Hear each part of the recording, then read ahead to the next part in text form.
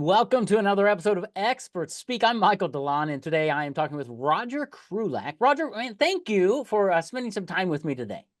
Michael, thank you so much for inviting me to get on the show. You are welcome. So Roger has a company called Full Stack Modular, and they're really shaping the future of urban development. So from my understanding, we're going to dive into how they are creating multi-story buildings in a facility, in a modular facility, and why that's actually a lot better for the economy, cheaper, faster, stronger, all of that. I can't wait because it's going to be a fun conversation, Roger, because I don't know a lot about this, but I'm really intrigued. So let's just dive into the deep end and tell me how, Roger, did you get into doing what you're doing today? Well, it's a great question. I grew up in the construction and development business. I have I've been told I'm relatively impatient. I don't like standing in line. I don't like waiting for things to get finished. I don't like waiting in line to pay for my food. I don't, so like the inefficiency of process is something that always bothers me.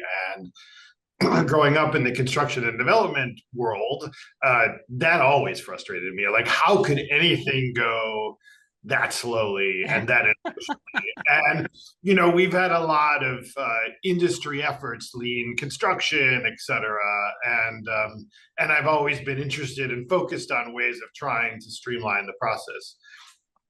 But the problem really is that construction as a process is a disintegrated process. And so what can you do to fix that?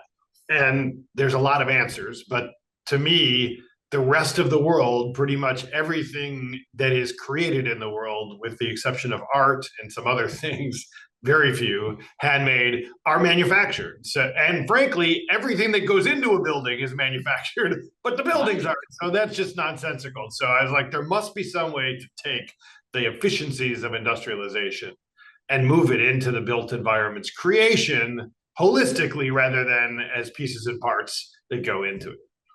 Oh, interesting. Yeah. No, that's fascinating because it never really dawned on me until you just said that, because I've seen some documentaries and been around some building projects where they'll put up a wall of a building, but they just kind of bring the whole wall and they just go whoop, and it's there and you're all right. So and that's a portion of industrialized construction, and whether that industrialized construction is sort of the fully volumetric modular construction we do, or whether it's a curtain wall system or a prefabricated wall or prefabricated electric or multi-trade racks, those are all things that increase the efficiency and decrease the required on-site coordination of the built environment. Which and forgive my ignorance here, but I would assume everything that you talked about there would mean that I would have faster build times, probably, guessing less cost at some labor because you don't have so much labor, but you're getting in there, you're getting things done. Fair? I mean, am I close? It's a good look. I mean, it should be faster because the productivity in a factory is higher than it is on site. Yeah. Full stop. The cost savings depend a lot on your willingness to embrace industrialization, right? So the idea of industrialization is you have economies of scale. So in order to have economies of scale, you have to have scale. So in other words, your design has to have things that are repetitive. If you have a building where, every unit is unique, every facade panel is unique, every bathroom is unique, you're going to probably be able to build it faster, but you're not going to save a lot of money. On the other hand, if you're willing to say, I have 4 unit types, 1 bedrooms, 2 bedrooms, studios, and luxury suites, and I have, 3 types of facades that I can make the building look like anything I want, but I'm not having 150 types of facade panels, then yes, you can save significant money. And obviously the Manufacturing 101 basically says that every time you do something, forgetting automation for a minute, every time you do something, you increase your productivity at a minimum 10%, every human. Like if you do it once, you do it twice. And I'm sure if you've done anything in your life, first time you biked around, first time you went skiing, first time, you built a doghouse for your, like all those things, the second time you do it, you're more efficient. The third time you do it. And then there's at some point, diminishing marginal returns, but they're significant. And that's what the opportunity for industrializing the built environment is. Okay. Now, when you talk about this, you're talking. Are you talking mostly commercial buildings versus residential? I'm assuming, or I mean, we build multifamily, yeah, as you mentioned, dense, urban, focused, high sure, density. The ability to use industrialized construction to create the built environment, be it housing or apartment buildings or hospitals or data centers or yeah, what, it is significant. Our full stack modulars particular focus is multifamily dense. That's our, so hotels, student housing, residential multifamily buildings, rental ownership. So that's what we do. But there are okay. 100 other applications that can benefit from industrialized construction.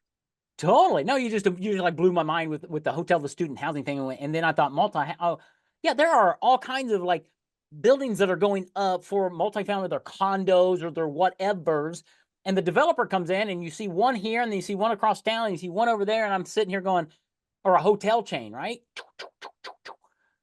So Yeah, you could partner with somebody with, wow, that's incredible. I wish, look, I do believe that we will get there. Right now, even though there's plenty of hotel companies sort of using modular and working with modular, they have yet to um, standardize their process in a way that makes it easier to build modularly, with some exceptions. But it's getting there. And so, yes, but you are right. I mean, really, if you need a one bedroom apartment in downtown Chicago, it's got a bathroom, it's got a window in the bedroom, it's got, Yeah, so much square footage based on market. You shouldn't need 15 different types of one bedrooms. Like one bedroom is totally efficient and probably going to yield the same dollars. Anyway, that's the conversation. It's the marketing versus, utility versus returns on the investment, and all of those other things counteracting each other. sure. Yeah, yeah. And are you guys US only, or do you do this in multiple countries? How does that work? We are talking all over the world right now. The stuff we're building right now is in the U.S., but we're talking to people in the Caribbean, the Middle East, you name it. Basically, Hawaii is a great place to, like wherever it's super expensive to build. This provides some opportunity. Yeah. Yes. Right. Yeah. Um, all right. So when you build these buildings, they're multi-level. Can it be any height? I mean, can it be 2 stories or 10 stories, or does it matter to you from a manufacturing perspective or a safety structure? Yeah, I mean, our system is incredibly robust, and it's an all steel and cementitious board solution.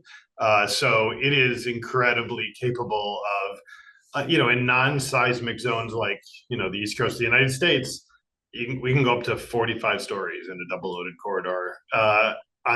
In a more seismic like California, we can get up to about 28 for the same purpose. And things that can be built out of wood, sort of 5 stories and under, we tend not to be that cost competitive. But Sure. there are places that have fire districts, et cetera. And if they want steel, then we're very competitive. Yeah. But in general, it's sort of above 5 stories and, below 50 stories, Right. somewhere in that Okay. range. Yeah, 5 to 50 stories. If you're looking for a 5 to 50 story building, this is your Yeah. solution. This is definitely something you should look after. It's really fascinating because I was sitting here thinking of the time that it takes when I've gone through a city somewhere, wherever, it doesn't matter, and they've torn down a building or a lot, and they say, coming in 8 years. Well, usually it's like 2 or 3 years, and I'm sitting here going, I wonder if they had pre-planned. I assume you could pre-plan all this and go, hey, in 2025, we're going to build this whole thing. Let's get everything ready so that when we clear the lot and dig the footers, you guys come in and I mean, could it cut the construction time Yep. by Yeah, 10% or? design build. So from a design build perspective, which is everything you're talking about, you can cut it in half. pretty significantly. Yeah, From the construction only side, you can definitely cut 25 to 30% out, maybe more on a repetitive basis. But sure, your range is 30 to 50% faster. sure. Oh, that's incredible. That really is because I've known some guys in construction, and they would go from one city and they'd build whatever they build. Then they get done, they go to another city and they build this exact same thing just in a different city. And I'm sitting Yeah, here going, there, yeah, I, and you should build it. Yeah, some friend of mine just sent me this morning. I would tell you a construction joke, but I'm still working on it. So, which is something we think about all the time. So. yeah. Well, okay. And so here's another. All right, I get to ask all the questions, right? Because it's like this is fascinating to me. Let's say you had a developer and they were going to put the exact same unit in 5 different cities, okay? And they were going to stage it out so it gets, 2 every year or something. I don't know how it all works, but because of the efficiencies of scale and that you're manufacturing things, do you have the ability to like produce all of that, warehouse it, and then deliver it out to avoid the cost of lumber going up or something like that? Or does that play into it, or is that too big of a deal? No, no, no. We definitely can look. The advantage of what you just described is the economies of scale. We can Okay. save money by pre-purchasing that stuff. We can save money by taking the learnings of the manufacturing process, the people on the floor, and increasing their efficiency and increasing their speed, and thereby decreasing the cost and the overhead associated with it. Right. So that's the big win. And yes, I have talked to many hotel developers who said, like, I just want to, put like 3 hotels in a warehouse in the middle of Iowa. And we can definitely do that. I mean, I have not done it yet, but it's totally achievable. Yeah. I could totally see somebody doing that with a vision to go, I'm just waiting for the right time to build there, but I've got everything ready so that when the time comes, I got the blueprint. I just bought the land. Now it's time to do this, and we're up and running. And I bought it on last year's dollar in a sense. It's just Yeah. fascinating. And talk for just a moment the not the efficiencies of what you do, but the maybe the wrong word, the accuracy of what you do in cutting things in all of that. How Yeah, does yeah, that yeah. play? First of all, let me finish the last thought we had, which is just imagine this. Imagine, say, the Olympics. And what if you could just rent a hotel for the Olympics as this city of LA and have that hotel in place while the Olympics are going on, and then just pick it up and move it somewhere else that is needed. And with you could actually do that. And the military has done that for years. They have military barracks that they take and they transport and then they Yeah. move it. So think about that. Like think about the lack of from a sustainability perspective, not having to build a hotel that likely will not be used again. Sort of to house athletes, and then Right. you take that athlete city and move it to Brazil next year, or move it to Argentina, or whatever wherever the next thing. So anyway, so back to your question, and your question was the accuracy of what we do. Look, the advantage, you see a picture in the back. The advantage of building in a factory is that you have the ability to approach other manufacturing precision, Right. micron level precision, rather than, a rusty tape measure. Yeah. And so and the drawings that we create are much like IKEA drawings, very specific, very organized, very easy to follow, no high skill level required, all of those things. So what we do is plus minus an eighth of an inch tolerance, which is horrible for manufacturing, but unheard of on the other side for construction. So we're somewhere in the middle at this point, and eventually, we will end up on the manufacturing level of precision. Yeah. That's amazing. There's a Roger. I mean, I have more questions now than when we started, but this is a fascinating industry and a fascinating topic to think. If you're a developer and you're building buildings between 5 stories and 50 stories, right? This is something you definitely need to look into because of the efficiencies, the scale, the cost savings, the speed and the accuracy. That's what I love about it is the accuracy because it's there, it's consistent, and I like the aspect of I'm going to build 5 of these. I'm going to build them all. I'm going to manufacture them all now. I'm going to build them over the next 2 or 3 years, but I'm going to save a ton of money and all of that. There are so many facets to this that would make it intriguing for somebody to have a conversation, to learn more, and to walk down this path to say, okay, how does this really compare apples to apples? And I'm sure you've got all kinds of research and things to talk Yeah. about that too, right? So here's the rub about apples to apples, which is a great comment, and it's very true.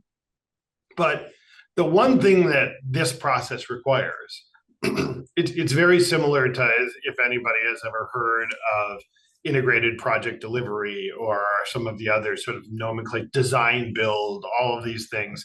They require a paradigm shift in the industry, which says everybody's sitting on the same side of the table. I'm sure you like this, Mike, sits on the same side of the table and has a decision tree that says, here's what's important to us.